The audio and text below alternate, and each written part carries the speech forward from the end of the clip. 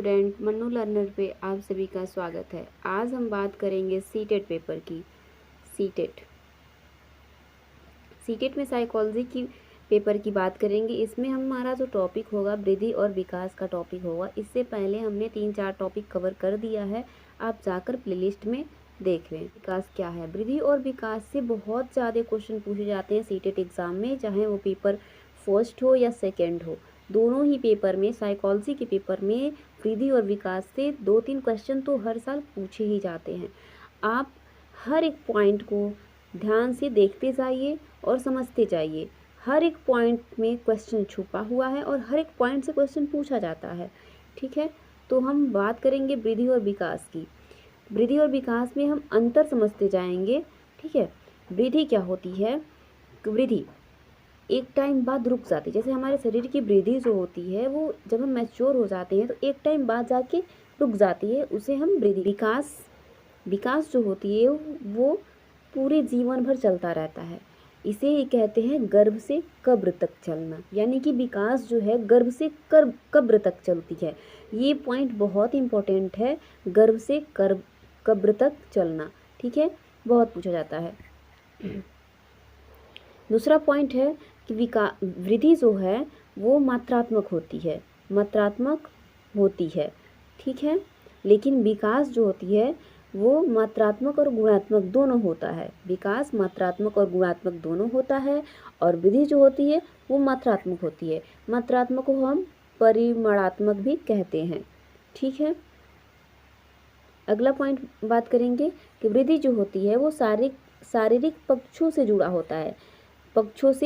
जुड़ा होता है, लेकिन विकास जो होता है वो शारीरिक, संज्ञानात्मक, भावात्मक सभी पक्षों से जुड़ा होता है। मतलब कि वृद्धि जो होती है हमारे शरीर की वृद्धि होती है, लेकिन विकास जो होती है शरीर की भी वृद्धि होती है। ठीक है, लेकिन उसमें हमारे शरीर में कितना संज्ञानात्मक विकास हुआ, ठीक है, कितना भावात्मक विकास हुआ, सभी पक्षों पे ये वृद्धि जो होती है, विकास जो होती है वो बात करता है। ठीक है, अगले पॉइंट की बात करेंगे कि वृद्धि में हम माप सकते हैं, यानी शरीर को हम इंच और केजी में माप तौल सकते हैं, लेकिन विकास को हम माप तौल नहीं सकते हैं। इसका केवल आकलन कर सकते हैं कि हमारे शरीर में कितना संज्ञानात्मक विकास हुआ है, ठीक है, कितना भावात्मक विकास हुआ है। अगला पॉइंट की बात करेंगे कि वृद्धि में स्ट्रक्चरल चेंजेज आता है। ठीक है, स्ट्रक्चरल चेंजेस का मतलब कि हम छोटे से बड़े हो गए, आकार मेरा बड़ा हो गया। ठीक है, तो स्ट्रक्चरल चेंजेस आता है, लेकिन विकास में क्या होता है, इसमें स्ट्रक्चरल और फंक्शनल दोनों चेंजेज आता है। ठीक, अगली पॉइंट की बात करेंगे कि वृद्धि जो होता है वो संकुचित पक्ष है, ठीक, और विकास जो है एक विस्तृत पक्ष है। ठीक है, हर एक पॉइंट को हम अच्छे से ध्यान रखेंगे, हर एक पॉइंट से क्वेश्चन बनता है। ठीक है, विकास, अगला पॉइंट देखेंगे कि विकास प्रतिवर्ती नहीं है, मतलब रिवर्सिबल नहीं है विकास, लेकिन इसमें परिवर्तन संभव है। यानी विकास रिवर्सिबल नहीं है, लेकिन इसमें परिवर्तन संभव है विकास में। ठीक है, ये कार्यक्षेत्र कितने हैं? तो विकास के 4 कार्यक्षेत्र हैं: शारीरिक विकास, संज्ञानात्मक विकास, सामाजिक विकास और भावात्मक विकास। ठीक है, शारीरिक विकास की बात करेंगे। शारीरिक विकास में 2 तरह का विकास होता है, एक सूक्ष्म और एक स्थूल। ठीक, सूक्ष्म में जिसमें हम लिखना, ड्राइंग बनाना, पेंटिंग, ठीक है, हाथों का जो मसल्स होती है, मांसपेशियों की, छोटे छोटे मांसपेशियों का विकास होता है सूक्ष्म में। ठीक है, और स्थूल में बड़ी बड़ी मांसपेशियों का विकास होता है। समझ आया? संज्ञानात्मक विकास में क्या है? तथ्यों यानी कंसेप्टों का विकास होता है संज्ञानात्मक विकास में। सामाजिक विकास में हम सामाजिक चीज़ों को सीखते हैं, और भावात्मक इमोशनल डेवलपमेंट होता है हमारे अंदर। ठीक है, आगे बात करेंगे विकास के कितने सिद्धांत हैं। विकास के तो बहुत सारे सिद्धांत हैं, लेकिन 2-3 इम्पोर्टेंट। विकास में संज्ञानात्मक, भावात्मक और शारीरिक सभी जो विकास हैं वो एक दूसरे से अंतः संबंधित होते हैं। तीनों एक दूसरे से संबंधित होते हैं, इसी को हम कहते हैं अंतः संबंध का सिद्धांत। अगला है एकीकृत सिद्धांत।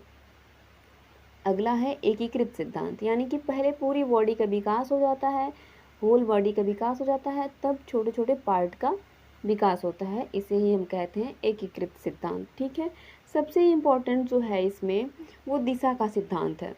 दिशा का सिद्धांत दो टाइप का है, एक सिफेलोकाउडल और एक प्रॉक्सिमोडिस्टल। ये बहुत बहुत इम्पोर्टेंट है, इसे आप ध्यान दें ज़रूर, और हर साल इसको पूछा जाता है, इसको आप अच्छे से ध्यान दें।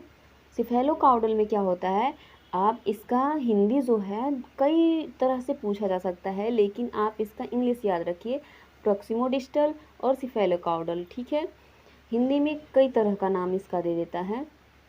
इसका मतलब समझेंगे, सिफेलोकाउडल का मतलब क्या होता है, सर से पैर की तरफ विकास, यानी कि जो विकास होता है इसमें वो सर से पैर की तरफ विकास होता है, इसी को हम कहते हैं सिफेलोकाउडल विकास। ठीक है, लेकिन प्रॉक्सिमोडिस्टल में क्या होता है, वो केंद्र से बाहर की तरफ विकास होता है, इसे हम कहते हैं प्रॉक्सिमोडिस्टल विकास।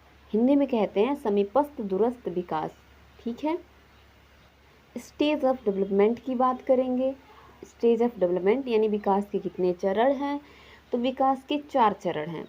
शैशवावस्था जो जन्म से 2 वर्ष तक चलता है, पूर्व बाल्यावस्था जो 2 से 6 वर्ष तक चलता है, ये 6 है, 2 से 6 वर्ष तक चलता है, और तीसरा उत्तर बाल्यावस्था, उत्तर बाल्यावस्था जो 6 से 12 वर्ष तक चलता है। ठीक है, उसके बाद आता है किशोरावस्था, 18 वर्ष तक चलता है। ठीक है, लेकिन किशोरावस्था को WHO ने 10 से 19 वर्ष बताया है, ये इम्पोर्टेंट है, ये याद रखिएगा। और इसका ये वर्ष याद रखिएगा, शैशवावस्था जन्म से 2 वर्ष, पूर्व बाल्यावस्था 2 से 6 वर्ष, उत्तर बाल्यावस्था 6 से 12 वर्ष, और किशोरावस्था 12 से 18। लेकिन WHO की जब बात करेगा तो वो 10 से 9 वर्ष आप लोग लगाइएगा। ठीक है, ये पॉइंट बहुत ही इंपॉर्टेंट है, इसको एकदम ध्यान रखिए। ठीक है, अब हम एक एक की बात करेंगे। पहली बात करेंगे हम शैशवावस्था की। शैशवावस्था में बस आप इतना ही याद रखिए, शैशवावस्था का वर्ष जन्म से 2 वर्ष तक चलता है शैशवावस्था, और इसमें बच्चों को हम नियोनेट कहते हैं। ये पॉइंट इंपॉर्टेंट है, इसको हम याद रखेंगे, बच्चों को नियोनेट कहते हैं। ठीक है, अगला पॉइंट हम बात करेंगे पूर्व बाल्यावस्था।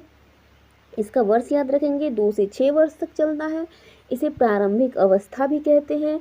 ठीक है, इसको ट्वाई एज और प्री गैंग एज भी कहते हैं। बहुत इंपॉर्टेंट है इसके सारे पॉइंट, इसको ध्यान रखिएगा। इसमें क्या होता है, पूर्व बाल्यावस्था में क्या होता है कि भाषा विकास तेजी से होती है, या इसे कह सकते हैं भाषा विकास के लिए संवेदनशील अवस्था है ये। ठीक, इसमें समाजीकरण भी तेजी से होती है, यानी सोशलाइजेशन भी बहुत तेजी से होता है, शारीरिक विकास भी बहुत तेजी से होता है। और एक पॉइंट और, ये जो 2 पॉइंट है, ओडिपस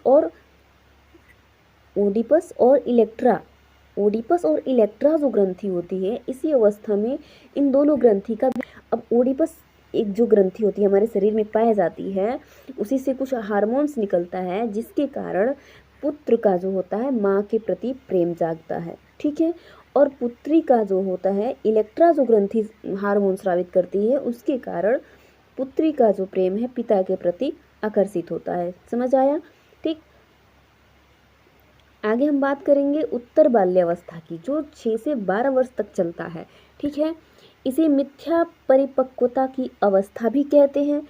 मिथ्या परिपक्वता का मतलब क्या होता है कि इसमें बच्चों को लगता है कि हम मैच्योर हो गए हैं पूरी तरह से। ठीक है, समझ आया? बात करेंगे किशोरावस्था की, हम बात करेंगे किशोरावस्था 12 से 18 वर्ष तक चलता है, लेकिन WHO ने बताया है 10 से 19 वर्ष तक। ठीक है, इसको याद रखेंगे, किसने बताया है? WHO ने। ठीक, इसको हम किशोरावस्था को पूर्व प्रारंभिक किशोरावस्था 2 तरह में बांटते हैं। किशोरावस्था को 2 भाग में बांटते हैं, एक पूर्व प्रारंभिक किशोरावस्था, एक उत्तर प्रारंभिक किशोरावस्था। ठीक है, जो पूर्व प्रारंभिक किशोरावस्था है वो 12 से 16 तक माना जाता है, और उत्तर प्रारंभिक किशोरावस्था 16 से 18 वर्ष तक। ठीक, किशोरावस्था की कुछ विशेषता जान लेते हैं कि किशोरावस्था जो होता है वो परिवर्तनशील काल होता है। ठीक है, जब हम किशोरावस्था में आ जाते हैं, कुछ चीज़ों को हम अपनी तरह से परिवर्तन कर लेते हैं। ठीक, इसे तनाव और तूफान की अवस्था कहते हैं। किशोरावस्था को तनाव और तूफान की अवस्था कहते हैं। ये बहुत इंपॉर्टेंट है, स्टैनले हॉल ने ये स्टेटमेंट दिया था। ठीक, एक और नाम से जानते हैं किशोरावस्था को, गोल्डन एज से के नाम से भी जानते हैं। और किशोरावस्था में भावनात्मकता की कमी होती है, ये पॉइंट भी याद रखेंगे। और लीडरशिप स्किल हमारे किशोरावस्था में आ ही जाती है, आप सभी जानते ही हैं। ठीक, अगला हम बात करेंगे, हमने तो 4 अवस्थाओं की बात कर लिया, लेकिन एक और पॉइंट हम बताना चाहेंगे, प्रसव पूर्व अवस्था। प्रसव पूर्व अवस्था का जो समय होता है 9 मंथ 10 डेज होता है। ठीक, स्टेज होते हैं, पहला स्टेज होता है जर्मिनल स्टेज, जिसे बीजावस्था कहते हैं। इसका जो समय होता है वो गर्भाधान से 15 दिन तक चलता है। दूसरा होता है एम्ब्रियोनिक स्टेज, जिसे पिंडावस्था कहते हैं। इसका समय जो 2 वीक से 2 मंथ तक चलता है। और तीसरा है भ्रूणावस्था। भ्रूणावस्था जो 2 मंथ से जन्म तक चलता है। ठीक है, क्लियर हुआ इतना? आगे हम बात करेंगे, चलते इसको आप याद रखिएगा, विकास लगातार चलती रहती है। ठीक है, सीक्वेंस में चलती है, सीक्वेंस में चलती है विकास। सामान्य से विशिष्ट की ओर चलती है, पहले सामान्य चीज़ों का विकास हो जाता है, तब विशिष्ट चीज़ों का विकास होता है। स्थूल से सूक्ष्म की ओर चलती है विकास। ठीक, अगला जो पॉइंट है विकास, तो विकास को प्रभावित करने वाले बहुत सारे कारक होते हैं, लेकिन जो मेन होता है वो आनुवंशिकता और पर्यावरण, 2 चीज़ मेन है विकास को प्रभावित करने वाले। अब देखिए यहाँ से क्वेश्चन पूछता है 2 तरीके से। देखिए, आनुवंशिकता, इसको इंग्लिश में कहते हैं हेरिडिटी या नेचर भी कहते हैं, जो फिक्स्ड होता है। आप इस पॉइंट को याद रखिएगा, जहाँ भी नेचर दे, ठीक है, क्वेश्चन में पूछे, नेचर फिक्स्ड होता है, परिवर्तनशील नहीं होता है।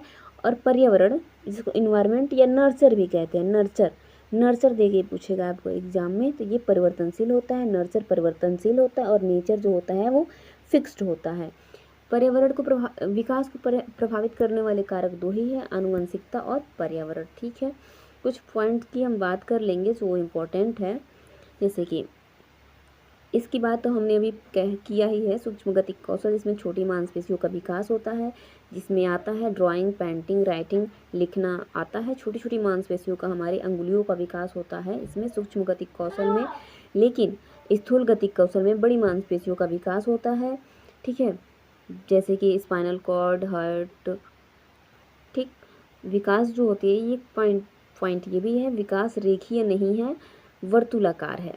विकास रेखीय नहीं है, वर्तुलाकार है। वर्तुलाकार है यानी कि आगे बढ़कर फिर पीछे मुड़ता है मजबूती के लिए, इसे ही कहते हैं वर्तुलाकार। ठीक है, ये पॉइंट याद रखिएगा। वीडियो अच्छी लगी हो